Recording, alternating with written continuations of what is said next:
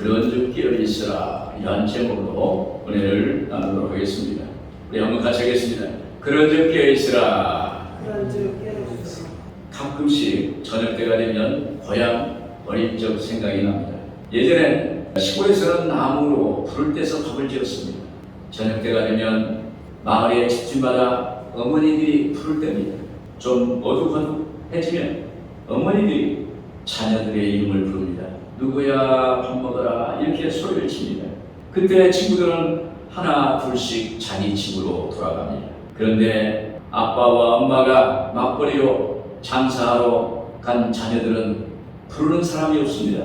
집에 들어가지 않고 그냥 혼자서 딱지치기 하거나 구슬로 땅 따먹기를 합니다. 아무도 찾아주지 않는 아이입니다. 제가 어린 나이에도 그런 모습을 보고 마음이 아픈 적이 있었습니다. 여러분, 우리가 이 세상에 종말이 왔을 때 예수님이 나를 찾아주지 않는다면 얼마나 슬플까요? 아마 절망적일 것입니다.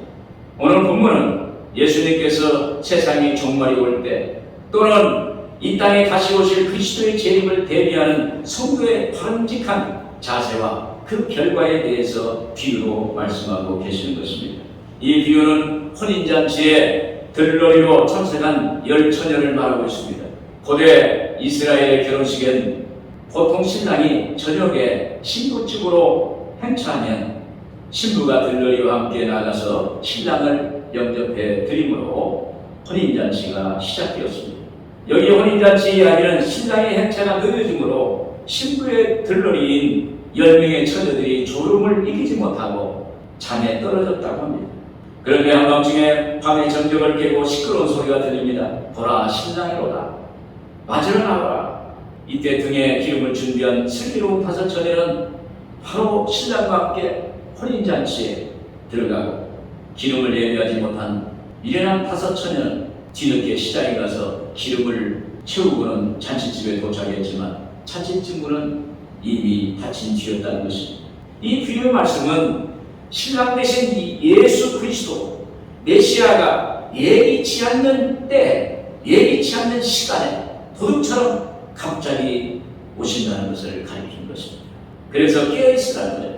오늘 본문 중심으로 그런즉 깨어있으라는 제목으로 은혜를 나누겠습니다. 먼저 그런즉 깨어있으라는 것은 혼인잔치를 기대하는 마음을 가져야 한다는 것입니다. 1절에 같이 보겠습니다. 그때 천국은 마치 등을 들고 신랑을 맞으러 나간 10처녀와 같다 하니, 여기 10명의 처녀는 유대인의 결혼의 풍습에 따라 혼인잔치에 참석하도록 초대를 받은 것입니다. 지금이나 예전이나 혼인잔치에 초대되어 참석한다는 것은 매우 즐거운 일입니다. 그런데 이들은 손님도 아니고 객도 아니고 신부의 들러리로 택함을 받은 거예요. 그러니까 얼마나 기쁘고 즐겁습니까? 이들은 신랑을 가까이 볼 수도 있고 신랑 신부의 아름다운 모습을 보고 함께 그 순간에 그곳에서 혼인잔치의 기쁨을 만끽할 수 있다는 것에 너무 기대감이 넘쳤을 것입니다. 여러분, 혼인잔치는 정말 인생에 있어서 가장 기쁜 잔칫날이요, 인생의 최고의 날입니다. 예수님은 이런 혼인잔치의 비유 말씀하시면서 미련한 5처녀는 슬픔과 한탄이 있겠지만 슬기 있는 5처녀에게는 기쁨과 환희의 시간이라고 말씀하고 있는 것입니다. 그래서 이 세상에 종말이 다가왔을 때 그때를 준비하라고 말씀하시는 것입니다. 저는 요즘 결혼식 가격으로 가면 느끼는 것이 있습니다. 이 결혼은 인간의 힘이 아닌 하나님의 신비한 은혜구나. 이렇게 아름다운 선남 선녀가 만나서 하는 결혼이 이 세상에서 이보다 더 예쁘고 아름다울 수 있을까? 또 결혼이 이 세상에 어떤 다른 것과 비교될 수 있을까? 창조주 하나님은 인간에게 가정이라는 천국을 이 땅에 먼저 만드셔서 하나님 나라의 천국을 맛보게 하신 것은 아닐까, 이런 생각을 합니다. 제가 30대 때 김포공항에서 근무한 적이 있었습니다. 그때는 신혼여행 장소로 제주도가 꿈이요 로망이었어요. 그래서 매주 토요일과 주일이 되면 제주도 항공편으로 하루 신혼부가 2만 명 내지 3만 명이 갔어요. 국내선이 가득 찼습니다. 제주 편들은 모두 신혼부부였어요. 신랑 신부의 친구들이 다 공항까지 나와가지고 서로 즐거워하고 비행기가 이륙할 때까지 손을 들고 막 환호하는 그러한 장면이 연출이 됐어요. 그때 제가 본 모든 신혼부부들이 너무 아름다웠어요. 정말 저렇게 아름다울 수 있을까에 감격한 적이 있어요. 그때 저는 너무 부러워서 하나님께 기도했어요. 하나님, 저도 결혼하고 싶습니다. 하나님, 저에게 좋은 배우자를 주세요. 그래서 제가 100일 새벽 작정 기도도 했어요. 김포공항에서 근무할 때 지금 사모와 결혼했어요. 할렐루야. 여러분, 예수님께서 말씀하시는 혼인잔치는 너무 즐겁고 아름다운 것입니다. 그래서 기대감을 가져야 되는 거예요. 여러분, 믿는 사람이 기대한다는 것은 하나님의 일을 기대하는 것입니다. 기대하는 것은 좋은 일이 일어날 것을 기대하는 거예요. 그런데 5절에 보면 신랑이 더디움으로 다 절묘잘세. 여기서 이들은 졸았다고 그랬습니다. 누가 졸았습니까? 다 졸았다는 거예요. 10명에 모두 졸았습니다. 왜 졸았을까요? 신랑이 더디우니까, 오랜 시간을 기다리니까, 또 오래 기다리다 보니까 처음에 흥분과 감격이 사라졌어요. 기다림에 지쳐서 피곤해서 졸은 것입니다. 여러분, 피곤하면 누구든지 졸 수 있어요. 저도 가끔 졸 때가 있습니다. 여러분, 여기서 우리에게 말씀하시는 메시지는 영적인 잠을 자지 말고 영적인 기대와 기다림의 시간을 가지라는 것입니다. 안산 제1교회를 담임하셨던 고은 목사님이라는 분이 계세요. 그분의 간증 중에 어느 할머니 집사님의 이야기가 나옵니다. 주일 예배를 마치고 이 목사님이 성도님들과 인사를 나누는데 할머니 집사님이 작은 선물을 건네시면서 목사님, 지난 10년 동안 목사님을 통해서 은혜를 많이 받았습니다. 또 목사님께서 10년 동안 제게 안수기도를 해주셔서 제 심장병이 고침을 받았습니다. 그런데 이제는 자녀들의 집으로 가야 해서 이렇게 인사드립니다 라고 하더랍니다. 그런데 이 고목사님이 생각해보니까 자기가 그 집사님에게 안수기도를 해준 적이 없는데 안수기도를 해서 심장병이 났다고 그렇게 이야기하니까 목사님이 집사님에게 물어봤어요. 제가 언제 10년 동안 안수기도를 해주었습니까? 이렇게 물었어요. 그러자 그 집사님 말씀이 자기가 목사님의 안수를 받으면 병고침을 받겠다는 믿음이 생겨서 그렇다고 해서 매주 목사님께 안수기도를 받을 수가 없어서 목사님이 예배 끝나고 나올 때 자기 손을 붙잡고 이렇게 인사할 때 오른손으로 악수하고 왼손으로 자기 심장에 손을 얹고 기도했답니다. 그렇게 10년 동안 했더니 심장병이 고침을 받았다는 거예요.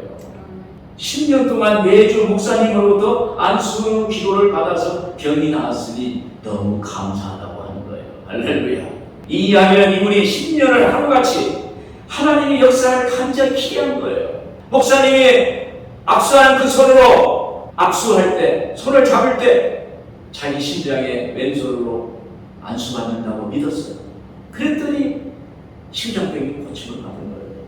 그걸 기대한 거예요. 병고침을 기대한 거예요. 하나님의 은혜를 기대한 거예요. 그러자 하나님께서 응답하신 것입니다.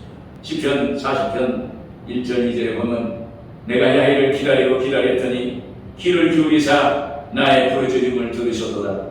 나를 기가 막힐 운동이와 수렁에서 끌어올리시고 내 발을 반석 위에 두사 내 걸음을 견고하게 하셨도다. 여러분, 혼인잔치를 기대하세요. 마지막 종말의 때에 신랑 되신 주님이 재림하실 때 혼인잔치가 벌어진다는 것입니다. 오늘 우리도 신부의 들러리처럼 성도로서 신부로서 초대받을 것입니다. 신랑 예수님이 함께 우리 혼인잔치에 참여하는 그 기쁨, 그 행복을, 즐거움을 우리는 기대해야 되는 거예요. 영적인 잠에서 깨서 매일 기대해야 되는 거예요. 하나님, 내가 혼인잔치에 참석하게 될 줄로 믿습니다. 그때 신랑 되신 예수님을 만나게 될 줄로 믿습니다. 신랑 되신 예수님과 혼인잔치를 기뻐하고 거기서 화기를 누리면서 하나님께 함께할 줄로 믿습니다. 여러분, 주님과 천국에서 늘 함께하는 그 기대감을 갖는 여러분들 되기를 주님의 이름으로 축원을 드립니다. 그리고 그런데 깨어있으라는 말은 신앙의 기름을 준비하라는 것입니다. 6절, 7절 보겠습니다. 밤중에 소리가 나되 보라 신랑이 오다. 맞으러 나오라 하매 이에 그 처녀들이 다 일어나 등을 준비할세. 여기 본문의 비유의 말씀에서 혼인잔치는 천국 하나님의 나라를 상징하고 오랫동안 기다린 신랑은 다시 오신 예수님을 말합니다. 신부의 들러리는 성도들을 말하고 등은 성도의 애역적인 신앙의 모습을 말하고 기름은 등불을 위주에 두는 성령 충만한 삶, 신앙의 내용을 말하는 것입니다. 혼인잔치에 초대받은 신부의 들러리인 미련한 다섯 처녀나 슬기 있는 다섯 처녀나 모두 등을 준비했습니다. 그런데 미련한 다섯 처녀는 기름을 준비하지 못했고 슬기 있는 처녀는 기름을 넉넉히 준비했다는 거예요. 그때 어디선가 신랑이로다, 보라 신랑이로다, 맞으러 나오라, 이런 소리가 들렸던 것입니다. 한밤중에 신랑이 도착한 것입니다. 이것은 기다리는 시간이 상당히 흘렀고 이제는 등불을 밝히는 기름이 부족해져 가고 있다는 것을 암시하고 있습니다. 여러분, 밤중은 영적으로 도적같이 오신다는 예수님의 재임을 의미하는 거예요. 데살로니가전서 5장 2절에서 3절 보면 주의 날이 밤에 도적같이 이룰 줄 너희 자신이 자세히 알기 때문이라. 그들이 평안하다 안전하다 할 그때에 임신한 여자에게 해산의 고통이 이름과 같이 갑자기 멸망이 그들에게 이르리니 결코 피하지 못하리라. 다시 오실 예수님이 갑자기 오신다는 거예요. 호련히 오신다는 거예요. 예고 없이 오신다는 거예요. 그날과 그때는 아무도 알지 못한다. 아버지만 알 뿐이다. 이렇게 말씀하십니다. 그래서 준비된 삶을 살아야 한다는 것입니다. 여기서 기름은 신앙의 내용을 말합니다. 믿음을 준비하라는 것입니다. 구제와 봉사의 헌신의 삶을 말합니다. 성령 충만한 삶을 말하는 거예요. 기도와 찬송의 삶을 말합니다. 그것이 기름이에요. 우리가 기름을 준비하는 거예요. 그 기름으로 등불을 밝히는 것입니다. 또 맞으러 나오라는 말은 중요한 귀인, 왕 같은 분을 맞아들이라는 뜻입니다. 예수님이 재림하실 때 성도들이 영접하여 들림받은 것을 말하는 거예요. 데살로니가전서 4장 17절에 말합니다. 그 후에 우리 살아남은 자들도 그들과 함께 구름 속으로 끌어올려 공중에서 주를 영접하게 하시니 그리하여 우리가 항상 주와 함께 있으리라. 또 데살로니가전서 4장 16절에 주께서 오령과 천사장의 소리와 하나님의 나팔 소리로 친히 하늘로 강림하시니 그리스도 안에서 죽은 자들이 먼저 일어나고 재림의 때는 하늘에서 큰 소리가 나고 또 호랭이 소리가 나고 천사장의 소리와 나팔 소리가 천지를 진동하며 이 땅에 오실 것이라는 것입니다. 예수님 재림할 때 우리는 과연 기쁨으로 주님께 달려나갈 수 있을까요? 주님! 주님! 하면서 기뻐하면서 기다렸더니 이제야 만났다고, 이제야 뵙다고, 이제 주님을 만났다고 환영할 수가 있습니까? 기쁨으로. 여러분 그럴까요? 한번 생각해 보세요. 주님이 갑자기 오실 때 주여 감사합니다. 기다렸는데 주님이 오셨군요. 그때 슬기 있는 처녀들은, 기름을 준비한 성도들은 예수님을 기쁨으로 자신 있게 맞이할 것입니다. 그런데 미련한 처녀 기름을 넉넉히 준비하지 못한 성도들은 부족한 기름을 채우기 위해서 이리 뛰고 저리 뛰을 거예요. 8절에 그랬어요. 미련한 자들이 슬기 있는 자들에게 이르되 우리 등불이 꺼져가니 너희 기름을 좀 나눠달라 하거늘. 너희 기름을 좀 나눠달라는 말은 너희들의 기름 중에서 얼마를 우리에게 주라 이런 뜻입니다. 헬라어로는 간구하는 것, 기원하는 뜻으로 이렇게 표현돼요. 몹시 다급한 미련한 처녀들이 슬기 있는 처녀들에게 두 손을 빌면서 좀 빌려줘 애원하고 애타는 것입니다. 그때 슬기 있는 처녀들이 이렇게 말합니다. 이 준비한 기름은 우리 쓰기에도 부족할 뿐더러 이 기름은 누구에게 불려줄 수 있는 성질의 것이 아니야. 이렇게 말할 거예요. 결국 미련한 다섯 처녀들은 항상 신중하지 못하고 미리미리 준비하지 못했기 때문에 신랑을 맞이하는 그날에도 평소에 했었던 것처럼 준비하지 못한 모습을 드러냈을 것입니다. 이에 반해서 슬기 있는 처녀들은 평소 삶에서 항상 사력 있고 분별력 있고 신중하게 모든 것을 준비했기 때문에 주님이 오시는 그날에도 그러한 모습으로 주님을 맞이했을 것입니다. 그러므로 우리는 평소 세상에서 신앙생활을 어떻게 했느냐? 주님 재림하실 때 삶의 결과가 나타난다는 거예요. 2018년도에 부시 대통령의 아내 바브라 부시 여사가 웨슬리 여자 대학 졸업식에서 초청되어서 졸업 연설을 했습니다. 그때 이런 말을 했어요. 여러분은 인생의 마지막 끝자락에서 시험 하나 더 패스하지 못한 것을 후회하지 않을 것입니다. 또 평가의 결과에 대해서 우수 점수를 못 받았다고 후회하지 않을 것입니다. 또 하나의 거리를 더 성사시키지 못한 것을 후회하지 않을 것입니다. 그러나 여러분은 여러분의 배우자, 여러분의 자녀, 여러분의 친구, 여러분의 부모와 좀 더 시간을 보내지 못한 것을 후회할 것입니다. 이렇게 연설했어요. 여러분, 이번 오송 지하도 참사나 하와이 마우이 섬의 화재 사건 때 죽어가면서 가장 많이 마지막 한 말이 가족에게, 자기 가까운 가족에게 사랑한다, 미안하다, 이런 말을 많이 했어요. 여러분, 삶의 내용이 인생의 결과를 가져오는 것입니다. 내가 어떻게 살았는가, 내가 어떻게 신앙생활했는가, 내가 가정에서, 삶의 현장에서 어떤 가치를 가지고 살았는가, 내가 가까운 가족과 함께 얼마나 나눴을까. 마지막 종말에 주님이 오십니다. 우리의 삶의 내용이 평가받을 것입니다. 그때 주님이 보실 거예요. 오늘 여러분, 기름을 준비하는, 신앙의 기름을 준비하는 여러분들 되는 삶이 되시기를 주의 이름으로 축원을 드립니다. 끝으로 그런 점 깨어있으라. 결국 영적으로 깨어있는 삶을 살아가는 것입니다. 12절 13절에 보시면 대답하여 이르되 진실로 너에게 이르노니 내가 너희를 알지 못하노라 하였느니라. 그런즉 깨어있으라. 너희는 그날과 그때를 알지 못하느니라. 깨어있지 못하고 영적인 삶을 사는 사람들은 하나님과 교제하지 않는 사람입니다. 우리는 하나님과 무엇으로 교제할까요? 그것은 말씀으로 교제하게 되는 것입니다. 여러분, 하나님과 말씀으로 교제할 때 영적으로 깨어있는 거예요. 오늘 말씀에 그런 점 깨어있으라. 너희는 그날과 그때를 알지 못하느니라고 말씀하셨습니다. 깨어있으라. 이런 말은 잠들지 말고 눈을 뜨고 지내라는 말이 아니라 행함과 게으름으로 인해서 어떤 파괴적인 재난이 갑자기 일어나지 않도록 주의하라는 것입니다. 이러므로 이는 재림 직전에 깨어있으라는 말이 아니라 우리의 삶에 살아있는 동안에 매일매일 깨어있으라는 거예요. 바로 오늘 앞장에서도 마태복음 24장 42절에 그러므로 깨어있으라. 어느 날에 너희 주가 임하는지 너희가 알지 못하느니라.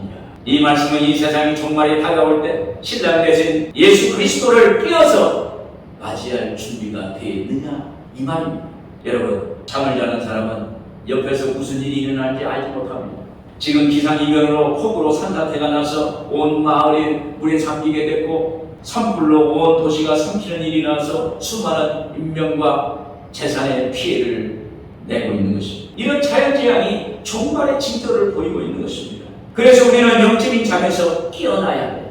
베드로전서 5장 8절에 근신하라 깨어라. 너희 대적마귀가 우는 사자같이 돌아다니며 삼킬 자를 찾나니. 여러분, 깨어있어야 돼요. 영적인 잠에서 깨서 하나님 앞에 기름을 준비하고 날마다 하나님의 말씀으로 교제하고 하나님을 알고 하나님께 가까이 가는 그러한 신앙에 깨어있는 삶이 되어야 될 줄로 믿습니다. 여러분, 마지막 날 심판의 날이 되면 많은 사람들이 주여 주여 부르짖어도 주님이 내가 도무지 너를 알지 못한다라고 이렇게 냉정하게 뿌리치는 일이 발생할 것이라고 말씀하고 있는 것입니다. 여기 12절에 내가 너희를 알지 못하노라. 마태복음 7장 23절에 내가 너희를 도무지 알지 못하니. 여기서 알다라는 것은 단순한 지식적인 알이 아니라 친밀한 관계, 인격적인 인격적으로 아는 것, 우리의 내면을 아시는 것을 바랍니다. 이때 영적으로 깨어있게 되는 거예요. 여러분, 예수님과 친밀한 관계가 없다면 영적으로 잠을 자는 거예요. 영적으로 깨어있는 거예요. 우리가 친밀한 관계를 주님과 맺은 건데요, 주님을 믿고 주님을 예배하고 주님께 기도하고 말씀대로 살아가는 것입니다. 다윗은 하나님께 예배를 많이 드렸어요. 다윗은 어려운 가운데서 하나님께 기도했어요. 그래서 사도행전 13장 22절 푸른 성경에 보면 내가 이새의 아들 다윗을 찾아냈으니 그는 내 마음에 드는 사람이다. 그가 내 뜻을 다 행할 것이다. 그래서 다윗은 하나님의 마음에 드는 사람, 하나님의 마음에 맞는 사람, 하나님의 마음에 합당한 사람, 그런 사람이 됐어요. 다윗은 영적으로 깨어있었어요. 하나님은 그를 인정했어요.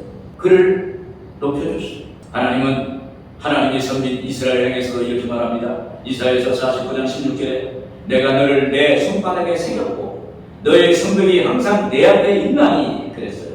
하나님의 손바닥에 우리를 기록했다는 거예요.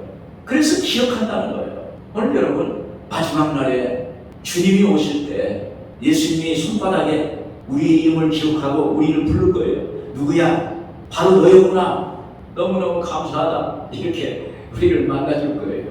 그래서 깨있는 사람, 하나님께 기억하는 사람, 하나님의 마음에 합당한 사람, 그런 신앙의 내용이 있어야 되는 것입니다. 그리고 우리는 기도로 깨어 있어야 돼요. 사무엘상서 3장 4절에 하나님의 등불은 아직 꺼지지 아니하였으며 사무엘은 하나님의 궤에 있는 야훼의 전 안에 두었더니, 어린 사무엘이 하나님이 전에서 기도의 불을 끄지 않았다는 거예요. 여러분, 우리가 기도의 불을 끄지 않는 것은 교회에 와서도 기도의 불을 끄지 않지만 삶의 공간에서 거기서 하나님께 기도하는 거예요. 기도의 불을 끄지 않는 거예요. 그때 하나님이 그를 인정하시는 것입니다. 기도 때 하나님과 교제가 되는 거예요. 할렐루야. 그래서 깨어있는 것입니다. 저는 초신자 때 기도도 어떻게 할지 모르지만 하나님께 기도했어요. 하나님, 제 기도를 들어주세요. 그때는요, 집집마다 믿는 집에 가면 어린 아이가 두 손 모으고 하늘을 향해서 이렇게 기도하고 무릎 꿇고 기도하는 모습이 그림이 있었어요. 근데 나중에 그 그림이 사무엘이라는 선지자의 어릴 때의 사진을 그려서 초상화로 만들어 놓은 거예요. 저도 이렇게 초신자 때 그 그림을 보고 나도 두 손을 모으고 무릎 꿇고 기도해. 그렇게 기도한 거예요. 그래서 제가 누굴 내가 좀 도와줘야겠다 할 때, 하나님, 내가 누굴 만나야 저 사람을 도와줄 수 있을까요? 기도하면 희한하게 그 사람의 얼굴이 떠올라요. 또 이름이 떠오를 때 있어요. 그래서 그 사람을 찾아가면 제가 도움을 줄 수 있는 그러한 계기를 만든 적이 있었습니다. 하나님께서 기도할 때, 영적으로 깨어있을 때 하나님께서 우리에게 길을 보여주시고 우리의 길을 인도하신다는 것입니다. 또한 천국에 대한 소망을 굳게 갖는 것입니다. 여러분, 이 세상은 잠시 잠깐입니다. 천국을 본향이라고 해요. 우리의 고향이에요. 이 세상은 나그네 인생이라고 합니다. 천상병 시인의 귀천을 보면은 이 세상에 소풍 갔다가 잘 간다, 잘 놀다 간다, 이렇게 표현했습니다. 이 세상의 영화는 한여름밤의 꿈이다, 이렇게 표현할 수가 있는 것입니다. 그런데 예수님은 종말의 때에 재림하시는 예수님이 우리를 천국으로 인도하시기 위해서 천국을 예비하시고 다시 오셔서 우리를 인도하신다는 것입니다. 그래서 천국의 소망을 가지라는 거예요. 요한복음 14장 2절 3절 보면, 내 아버지 집에 거할 곳이 많도다. 그렇지 않으면 너희에게 이르시리라. 내가 너희를 위하여 거처를 예비하러 가노니 가서 너희를 위하여 거처를 예비하면 내가 다시 와서 너희를 내게로 영접하여 나 있는 곳에 너희도 있게 하리라. 또 천국에 대한 확신을 주는 소망의 메시지가 있습니다. 20세기 초 오랄로브츠 대학을 창립하고 미국 텔레비를 통해서 복음 전파 사역을 했고, 또 놀라운 치유 사역을 했던 오랄로브츠 목사님, 그 목사님이 91세에 소천을 했어요. 그때 소천하시면서 2006년도 4월 아주사도의 100주년 기념사에서 이런 말씀을 했어요. 나는 곧 죽을 것입니다. 그러나 한 가지 확실하게 예언할 수 있는 것은 성령님은 오늘날에도 우리가 전혀 예기치 못한 놀라운 부흥을 주실 것이라는 사실입니다. 하나님은 끝이 아니라 시작입니다. 천국에서 주님과 함께 다음 세대의 부흥을 볼 것입니다. 여러분, 이 오랄로브츠 목사님은 죽어서도 예수님과 함께 이 땅에 이 세상을 바라보면서 다음 세대의 부흥을 볼 것이라고 이렇게 확신을 갖고 있는 거예요. 오늘 우리가 이 세상에 살면서 하나님의 나라, 천국에 대한 소망을 가져야 된다는 거예요. 결론적으로 혼인잔치의 비유는 예수 그리스도의 재림을 때가 언제인지 알지 못하고 항상 영적으로 깨어있으라는 것입니다. 그리스도의 재림을 기다리되 예수께서 언제 오시든지 간에 자신있게 맞이할 수 있는 만반의 준비를 갖추라는 것입니다. 또 믿는 성도들은 그날을 대비해서 마땅히 자신의 영적 상태를 계속적으로 점검해 나가야 한다는 말입니다. 그날과 그때가 언제 임할지 모릅니다. 그런데 우리가 신랑 되신 예수 그리스도를 위해서 준비되어 있을 때 주님은 우리를 신부로 영접해서 하늘나라의 혼인잔치로 우리를 인도해 주실 것입니다. 마태복음 24장 44절에 이러므로 너희도 준비하고 있으라. 생각지 않은 때 인자가 오리라. 주님이 생각지 않은 때 오실 것입니다.